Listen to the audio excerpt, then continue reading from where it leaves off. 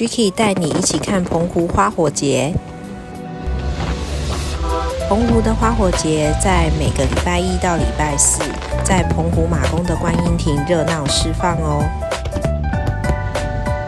这一次的花火节有和赖一起合作的主题，但是呢，我们这一天天空不作美，因为有下雨的关系，所以呢，在无人机秀的部分竟然没有看到表演，我觉得好可惜哦。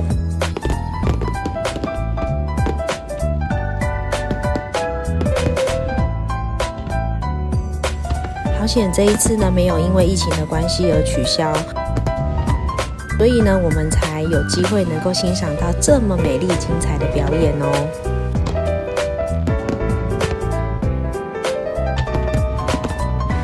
这场烟火秀总共时间长达12分钟。